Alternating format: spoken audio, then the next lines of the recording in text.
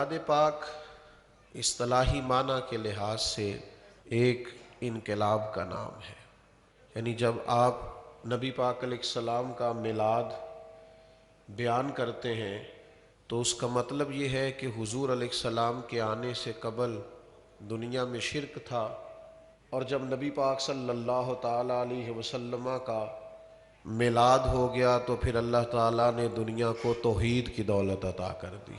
حضور کی تشریف آوری سے پہلے غلاموں پر زیادتی اور ظلم ہوتا تھا، جب محبوب تشریف لے آئے تو غلاموں کو بھائی بنا دیا گیا۔ حضور کی تشریف آوری سے پہلے بیٹیاں زندہ دفن کر دی جاتی تھیں، لیکن جب کریم تشریف لے آئے تو بیٹیاں آنکھوں کی ٹھنڈک بن گئیں۔ حضور کی تشریف آوری سے پہلے لوگ اخلاقی طور پر بگڑے ہوئے تھے، اخلاقی انحطاط کا شکار تھے، ان میں بہت ساری کمزوریاں پائی جاتی تھیں، لیکن جب میلاد ہو گیا تو اللہ تعالیٰ نے انہیں اخلاق کی بلندیاں عطا فرما دی۔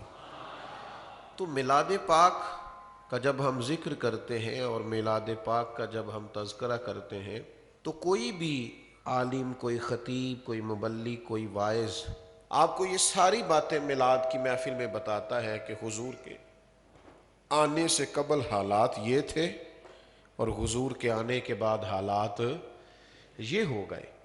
تو اس مفہوم میں جب آپ میلاد کو لیتے ہیں تو پھر سمجھ آتی ہے کہ میلاد تو ایک انقلاب کا نام ہے، میلاد تو ایک بہت بڑی تبدیلی کا پیش خیمہ ہے۔ میلاد کا مطلب تو یہ ہے کہ اب دنیا ایک نیا رنگ، ایک نیا ڈھنگ، ایک نیا اجالا، ایک نیا حسن اور ایک نئے ولولے کے ساتھ چلے گی۔ حضور علیہ السلام کا میلاد ہونے کے بعد دنیا میں یکسر تبدیلیاں آ گئیں۔ جو آیہ کریمہ میں نے تلاوت کی ہے اس میں بھی اللہ تعالیٰ نے اس مضمون کو بیان کیا، فرمایا کما ارسلنا فیکم رسولا منکم، جیسا کہ ہم نے تمہیں میں سے تمہیں ایک رسول عطا فرمائے، یتلو علیکم آیاتنا، وہ محبوب کریں گے کیا؟ وہ تم پر ہماری آیتیں پڑھیں گے اور تمہیں پاک فرمائیں، وَيُزَكِّيكُمْ، تمہارا تزکیہ کر دیں گے، تمہیں پاک کر دیں گے، وَيُعَلِّمُكُمُ الْكِتَابَ وَالْحِكْمَةَ، محبوب تمہیں کتاب بھی سکھائیں گے اور حکمت بھی سکھائیں گے، تمہیں دانائی سکھائیں گے، معاملہ فہمی سکھائیں گے، جینے کا سلیقہ سکھائیں گے۔ پھر بات کو ایک جملے کے اندر بہت کھول دیا اور پورا بند بھی کر دیا، فرمایا وَيُعَلِّمُكُمْ مَا لَمْ تَكُونُوا تَعْلَمُونَ، تم جو نہیں نہ جانتے وہ سارا کچھ میرے محبوب تمہیں سکھا دیں گے۔ کائنات کے تمام علوم، کائنات کی تمام دانائیاں محبوب تمہیں سکھائیں گے۔ نبی پاک صلی اللہ تعالی علیہ وآلہ وسلم جو انقلاب لے کے آئے تو اس انقلاب نے سب سے پہلا کام یہ کیا کہ یتلو علیکم آیاتنا ویزکیکم، محبوب تم پر آیات قرآن مجید کی تلاوت کریں گے اور تمہیں پاک کر دیں گے۔ نبی پاک علیہ السلام نے نہ پاکیزگیاں عطا کی، حضور ظاہری پاکیزگی کو بھی بڑا ہی پسند فرماتے۔ ایک شخص کے بال الجھے ہوئے دیکھے اور اس کی حالت بکھری ہوئی دیکھی تو محبوب نے بلا کے فرمایا تم پر تو اللہ کا بڑا فضل ہے یا رسول اللہ، بڑی رحمت ہے، تو فرمایا پھر عمدہ لباس پہنو۔ تو محبوب پاک صلی اللہ تعالی علیہ وسلم ظاہری صفائی کو، ستھرائی کو، پاکیزگی کو آپ غور تو فرمائیے کہ فرمایا کھانے سے پہلے ہاتھ دھو لو، ہر روز مسواک کا سبق پڑھایا نبی پاک علیہ السلام، خوشبو کو پسند فرمایا نبی پاک نے، سفید لباس سب سے زیادہ اجلا ہوتا ہے تو سفید لباس کو محبوب رکھا نبی پاک نے۔ کریم فرمانے لگے صفائی تو نصف ایمان ہے، یعنی شرط ہے نماز کے لیے، شرط کہ آپ کے کپڑے بھی صاف ہوں، پاکیزہ ہوں، اور آپ کا وجود بھی پاکیزہ ہو، اور جس جگہ آپ نماز پڑھ رہے ہیں وہ جگہ بھی پاکیزہ ہو۔ ہم لوگ پتہ کیا کرتے ہیں، ہم شادیوں پہ مہنگے جوڑے پہن کے جاتے ہیں، نماز کے لیے رات جس لباس میں سوئے تھے اسی کے لیے چلے جاتے ہیں۔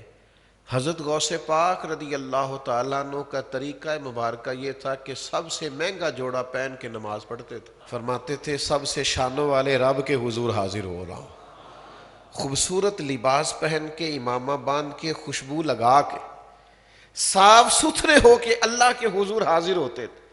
آپ پاکیزگی اختیار کر کے سجدہ کریں، ذوق بڑھ جائے گا، طبیعت میں شائستگی آئے گی، آپ کو محسوس ہوگا کہ آپ میں روحانیت زیادہ بڑھ رہی ہے، یہ چیز مددگار ثابت ہوگی عبادت میں۔ تو ایک تو میرے عزیز حضور نے ظاہری پاکیزگی دی، پھر نبی پاک صلی اللہ تعالی علیہ وسلم نے سوچوں کی پاکیزگی بھی عطا فرمائی۔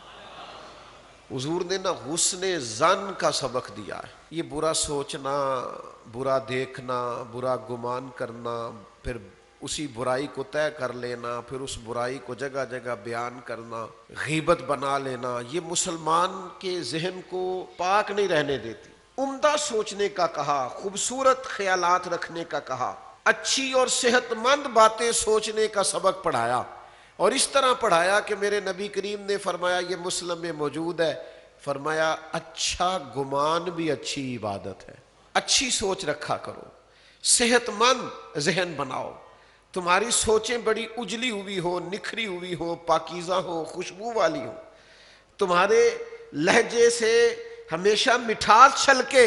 حضور 10 دن رکے ہیں طائف میں، پتھر مارے ہیں لوگوں نے، یعنی ایک بندے نے بھی اس وقت کلمہ نہیں پڑھا، ایک نے بھی پانی نہیں پوچھا، لیکن میرے نبی کریم علیہ السلام کے گمان کا حال یہ ہے کہ جب غلام عرض گزار ہوئے نا، یا رسول اللہ دعا کریں یہ تباہ ہو جائیں، تو محبوب نے دعا کی، یا اللہ انہیں ہدایت دے دے، یہ جانتے ہی نہیں یہ کیا کر رہے ہیں۔ یہ گمان دیکھنا، یہ سوچ دیکھنا، یہ ہماری تربیت کا رنگ دیکھنا، نوجوانوں غور کرنا۔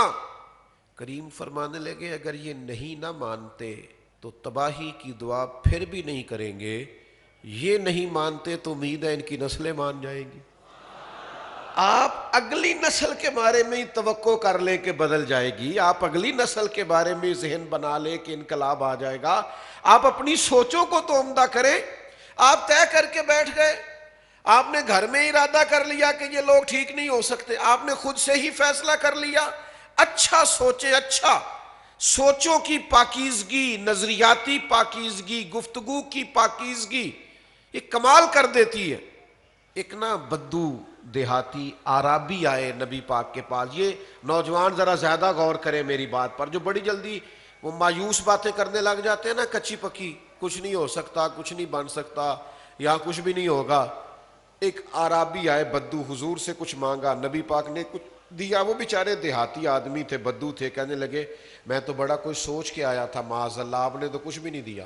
وہ نا مقدار دیکھ رہے تھے، معیار نہیں دیکھ رہے تھے، وہ دیکھ رہے تھے شاید وزن زیادہ ہو تو کام بنتا ہے، حالانکہ میرے کریم سے گر قطرہ کسی نے مانگا، وہ قطرہ ہی دریا ہے، سمندر ہے، وہ بے بہا ہے، آپ نے تو کچھ بھی نہیں دیا۔ تو بعض صحابہ کو بڑا سخت ان کی بات پر غصہ آیا کہ یہ کیا بول رہے ہیں، تو محبوب نے فرمایا تم جلدی نہ کرو۔ حضور انہیں گھر لے گئے، جتنا دیا تھا اس سے ڈبل کر کے دیا، ان کی آنکھوں میں طلب دیکھی تو اور دیا، اب تنگی داماں پہ نہ جا اور بھی کچھ مانگ۔ حضور دیتے رہے تو وہ کہنے لگے سخی بڑے دیکھے ہیں پر آپ جیسا کوئی نہیں دیکھا۔ تو محبوب نے فرمایا میرے صحابہ کے سامنے جا کے یہ بات کہہ دو گے؟ یا رسول اللہ کہہ دیں گے۔ وہ باہر آئے اور انہوں نے آ کے یہ کہا کہ میں نے دنیا بڑی دیکھی ہے پر محبوب پاک جیسا سخی کوئی نہیں دیکھا۔ قربان جائیں، اب پتہ ہے حضور نے سوچے کیا بیان کی؟ قاضی ایاز رحمت اللہ علیہ نے لکھا ہے کہ حضور فرمانے لگے میری اور تمہاری مثال اس آدمی کی طرح ہے جس کی اونٹنی بھاگ گئی تھی، لوگ پکڑنے کے لیے دوڑتے تھے، کسی نے نیزہ اٹھایا، کسی نے تلوار اٹھائی، کسی نے ڈنڈا اٹھایا، کسی نے تیر اٹھایا، پر وہ کسی کے قابو نہیں آتی تھی۔ حضور فرماتے ہیں پھر اس کا اپنا مالک آ گیا، اس نے کہا چھوڑو، تم نے بلا وجہ میری اونٹنی کو تکلیف دی۔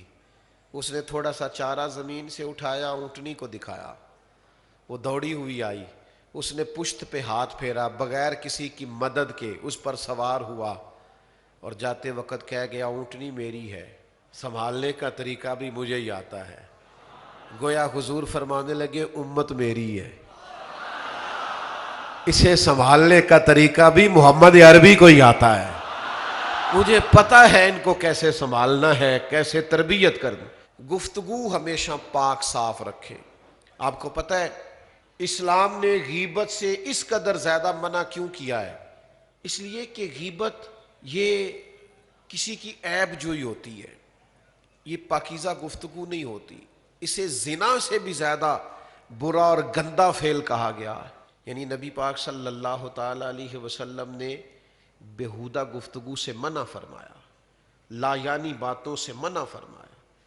ہمارے لب و لہجوں میں، ہمارے انداز میں، ہمارے اٹھنے بیٹھنے میں مذاق کے نام پر، دل لگی کے نام پر بعض اوقات ایسی گفتگو ہو جاتی ہے جو شخصیت سے میچ نہیں کرتی. جو آدمی گفتگو کر رہا ہوتا ہے اس کی پرسنالٹی کے ساتھ میچ نہیں کرتی. اپنے لفظوں کو جچا تلا رکھیں، خوبصورت رکھیں، پاکیزہ رکھیں. میرے کریم بولتے تھے نا تو سیدہ عائشہ صدیقہ فرماتی ہیں حضور کے جملے اور لفظ گنے جا سکتے تھے. حضور دھیما بولتے، میٹھا بولتے، اور ایک بات دوسرے سے جدا ہوتی، اور محبوب کا لب و لہجہ اتنا حسین ہوتا کہ حضور بولتے جاتے اور جملے دلوں میں گھر کرتے چلے جاتے. آپ پاکیزہ بات کریں، آپ عمدہ بات کریں، آپ کوئی ایسی بات نہ کریں جو ذات کے لیے ہو. آپ مقاصد کی گفتگو کریں، معنی خیز بات کریں. کچھ لوگ بہت بولتے، ان کی گفتگو کا بھی وقار ختم ہو جاتا ہے. لوگ کہتے ہیں اس کو تو عادت ہے زیادہ باتیں کرنے کی. کچھ لوگ ہر بات کہنا چاہتے ہیں، ہر بات بھی کہنے کی نہیں ہوتی.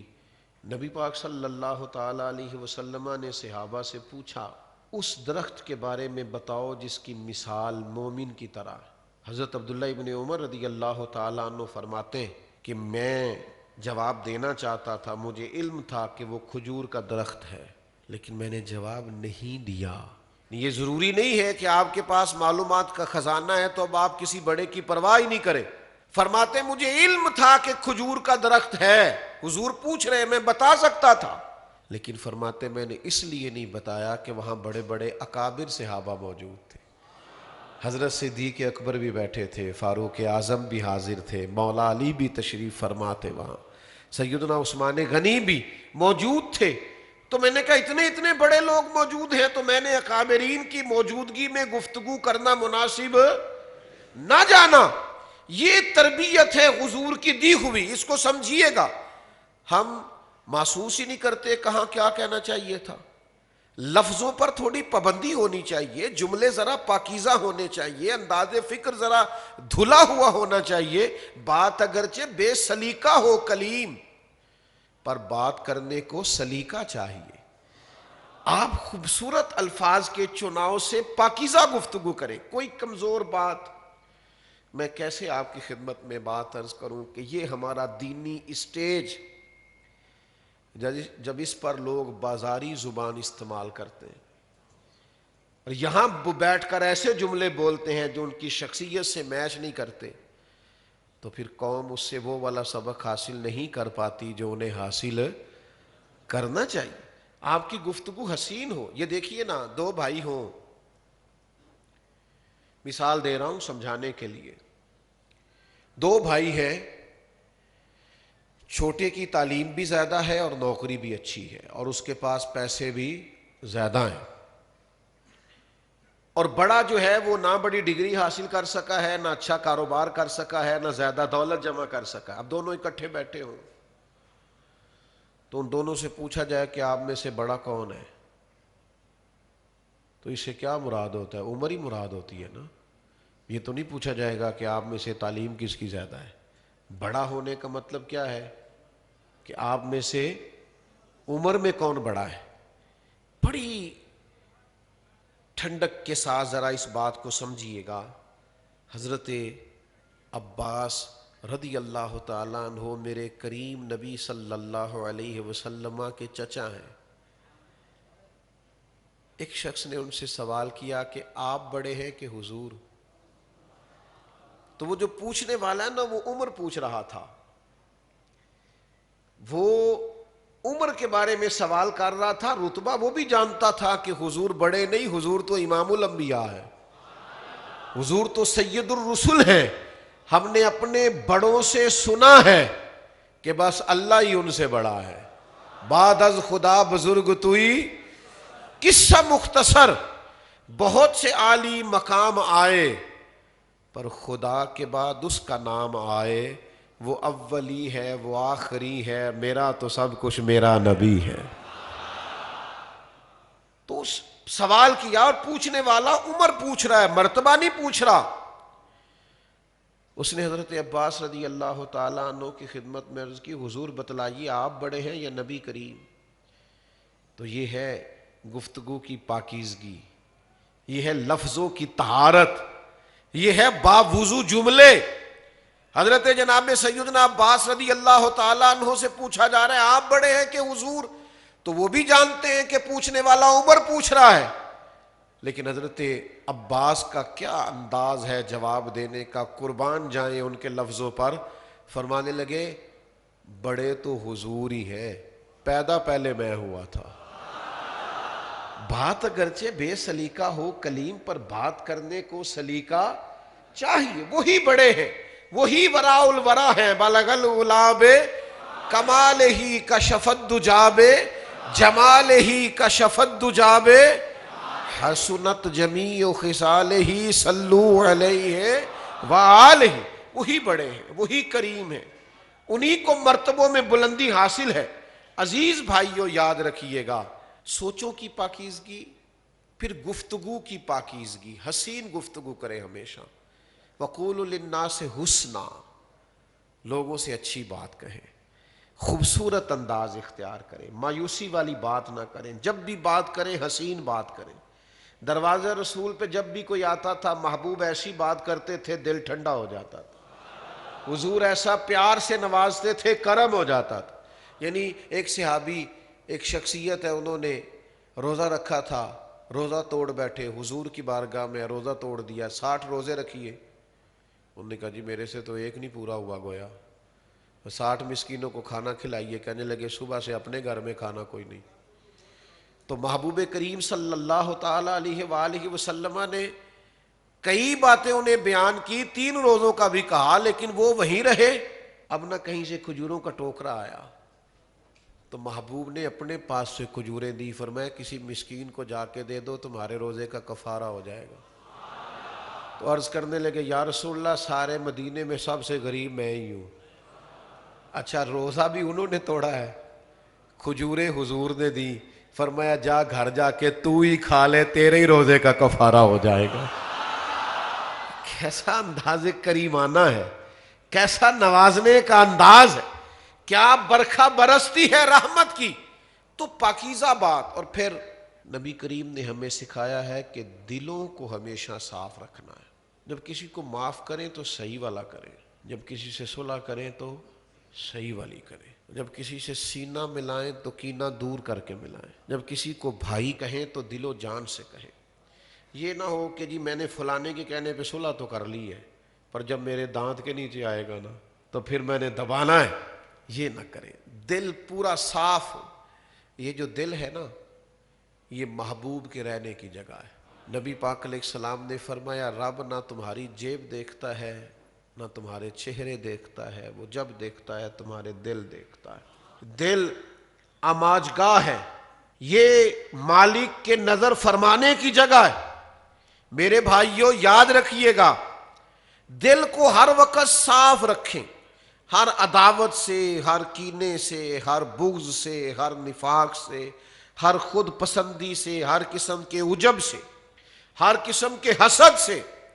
اعلیٰ حضرت بریلوی رحمۃ اللہ علیہ فرماتے ہیں یہ جو لوگ حسد کرتے ہیں نا ایک دوسرے سے، یہ بندے سے حسد نہیں کرتے، یہ اللہ کی تقسیم پر اعتراض کرتے ہیں. معاذ اللہ، یہ رب کی تقسیم پر اعتراض کرتے ہیں.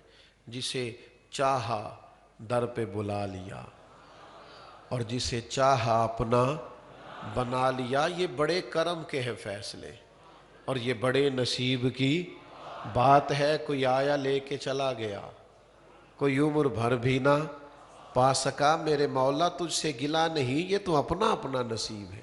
اگر دھبے روح پہ ہوں، حسد کا، بغض کا، عداوت کا، بددیانتی کا دھبا، یہ دھبے نبی پاک علیہ السلام نے فرمایا جب تو ایک گناہ کرتا ہے اور توبہ نہیں کرتا تو تیرے دل پر دھبا لگتا ہے، نقطہ لگتا ہے. اور اگر تو پھر توبہ نہ کرے، پھر گناہ کرے تو ایک نقطہ اور لگ جاتا ہے. تو اسی طرح گناہ کرتا جائے گا تو دل سیاہ ہوتا جائے گا. پھر جتنی مرضی کوئی اعلیٰ بات کرے دل پر اثر نہیں ہوتا. دل کو صاف رکھیں، ستھرا رکھیں، ہمیشہ پاکیزہ رکھیں. پاک ہوئے تے پاک ہی ملدا ہی. تے بنا پاکوں پاک نہیں ملدا، سارے وجود دے دھون دے نالوں اکو تولا ہے ٹکڑا دل دا۔ اور پھر دل کا حال یہ ہونا چاہیے کہ دل وہ دل ہے جو تیری یاد سے معمور رہا، اور سر ہے وہ سر جو تیرے قدموں پہ قربان گیا۔ انہیں جانا انہیں مانا نہ رکھا غیر سے کام، للہ الحمد میں دنیا سے مسلمان گیا۔ حضرت عبداللہ ابن عمر رضی اللہ تعالیٰ عنہ فرماتے میں بھی حاضر تھا، ایک اور صحابی بھی حاضر تھے، ہم نبی کریم کی عالی مرتبت بارگاہ میں بیٹھے تھے، دروازے پہ دستک ہوئی، حضور نے فرمایا دروازہ کھولو جنتی آیا ہے۔ کہتے ہم نے بڑا رشک کیا، یار کمال ہو گئی، جس کو محبوب جنتی فرمائے۔ دروازہ کھولا تو بندہ سادہ سا، تازہ وضو کیا ہے تو داڑھی سے پانی کے قطرے گر رہے ہیں، جوتے بغل میں دبائے ہوئے، سامان ایک جگہ پہ رکھا، حضور کی بارگاہ میں حاضری دی، چلا گیا۔ ہم رشک کرتے رہے کیا بات ہے جسے محبوب جنتی کہیں؟ فرماتے ہیں اگلا دن آیا، ہم وہیں حاضر تھے، پھر دروازے پہ دستک ہوئی۔ اتفاق کی بات یہ کہ کریم نے پھر وہی جملے دہرائے، فرمایا کھولو دروازہ جنتی آیا ہے۔ ہم سمجھ گئے ایک اور کے بھی نصیبے جاگے ہیں، پر حیران رہ گئے، دروازہ کھولا تو بندہ تو وہی تھا جو کل آیا تھا۔ اب تو ناز کرنے لگے، کیا تیرے نصیب ہیں، دو دو مرتبہ جنت کی بشارت۔ فرماتے ہیں تیسرے دن بھی وہی جگہ، وہی مقام، وہی وقت، وہی انداز، دستک ہوئی تو فرمایا کھولو دروازہ جنتی آیا۔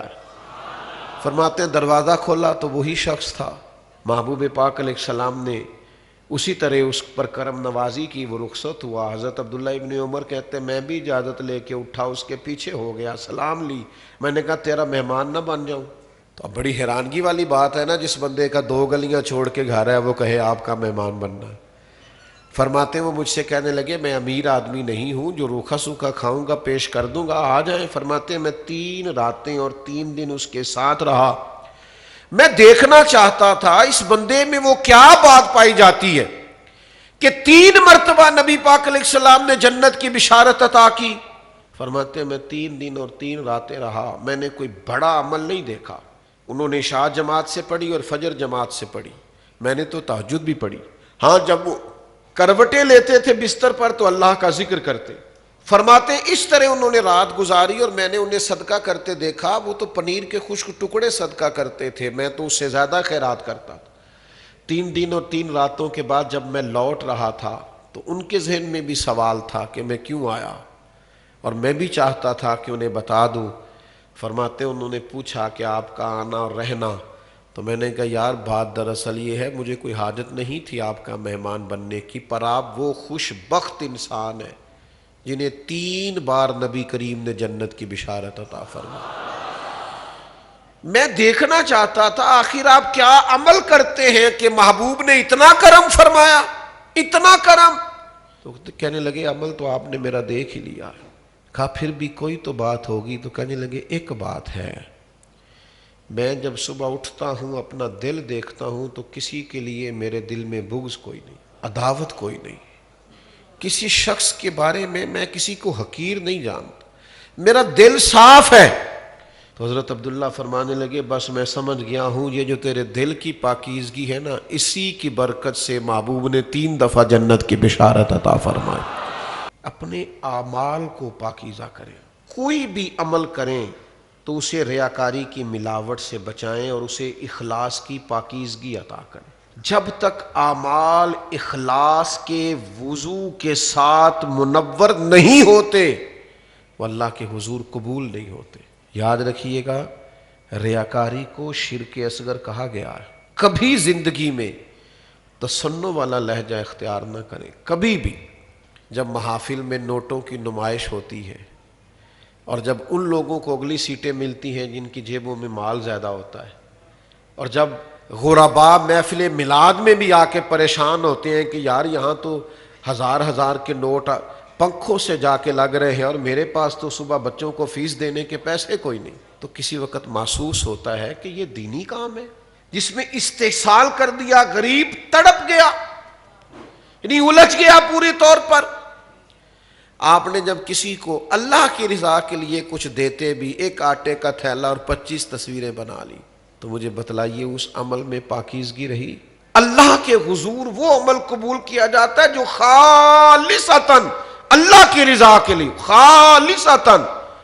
تو یاد رکھنا جب تک دین کو خالص نہیں کر لیتے، خالص، نبی پاک علیہ الصلوۃ والسلام نے فرمایا کچھ لوگ اللہ کے حضور قیامت والے دن حاضر ہوں گے اور انہوں نے بہت سارے نیک اعمال کیے ہوں گے، تو اللہ فرمائے گا جاؤ لے جاؤ اپنے اعمال، ان سے جا کے اجر لو جن کو دکھانے کے لیے تم کرتے تھے، جو میرے لیے کیے تھے ان کا اجر میں تمہیں دیتا ہوں.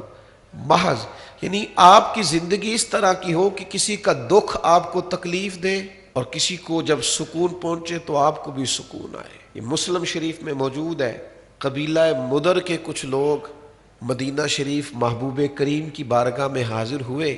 ان کو قحط نے آ لیا تھا، بھوک نے آ لیا تھا، حالات ان کے بڑے پریشانی والے تھے. صحابہ فرماتے انہیں دیکھ کر حضور پریشان ہو گئے، کبھی گھر کے اندر تشریف لے گئے، کبھی باہر آئے. پھر فرمایا بلال سے کہیے آذان پڑھے. سیدنا بلال حبشی نے آذان دی، نبی کریم نے جماعت کرائی، پھر صحابہ کو خطاب فرمایا اور پھر اللہ کے رستے میں خیرات کرنے کے، بانٹنے کے فضائل حضور نے بیان کیے.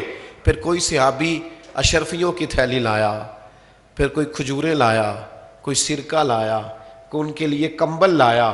جب اس قبیلہ مدر کے لوگوں کو کھانا ملا، ان کو تحائف ملے، جب وہ مسکرانے لگے تو صحابہ فرماتے ہیں نبی پاک کا چہرہ بھی جگمگانے لگا. آپ اخلاص کے ساتھ کسی کی خوشی میں خوش ہو، اپنے اعمال میں اخلاص لائیے. کبھی بھی احسان جتلا کر، کبھی بھی کوئی ایسا رنگ دے کر، کبھی بھی تعریف کا شوق پیدا کر کے اپنے اعمال کو ضائع نہ کیجیے. تھوڑا کر لیجیے. 100 گھر تھا مدینہ منورہ میں جہاں کھانا بھی آتا تھا، کپڑوں کا خرچ بھی تھوڑی سی آبادی ہوتی تھی، 100 گھر میں کھانا جاتا تھا، پتہ نہیں تھا کون دے جاتا ہے. پھر اچانک وہ سب کا کھانا آنا بند ہوا، 100 گھروں کا 2 وقت کا کھانا بھی اور باقی اخراجات. تو لوگوں نے ڈھونڈنا شروع کیا کہ پتہ کرو تیرے گھر کب سے نہیں آ رہا. اس نے کہا 18 محرم سے. تیرے گھر کب سے نہیں آ رہا؟ 18 محرم سے. تو جب لوگوں نے ڈھونڈا، تاریخیں ملائیں، تو پتہ چلا کہ 18 محرم کو امام زین العابدین کا وصال ہوا. سب گھروں میں کھانا جاتا تھا، چہرے پہ نقاب اوڑے رکھتے تھے، کسی کو خبر نہیں ہوتی تھی. اعمال کو صاف کریں، خالص کریں، اپنی زندگی کے شب و روز پر تھوڑی تھوڑی توجہ دیں. اب دین کی اصل کی طرف آئیں.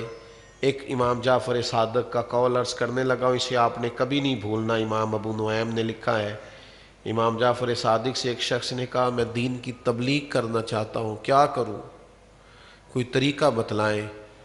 تو امام جعفر صادق رضی اللہ تعالیٰ عنہ فرمانے لگے دین کی تبلیغ کرنے کا ایک ہی طریقہ ہے کہ تو دین پہ عمل کرنا شروع کر دے.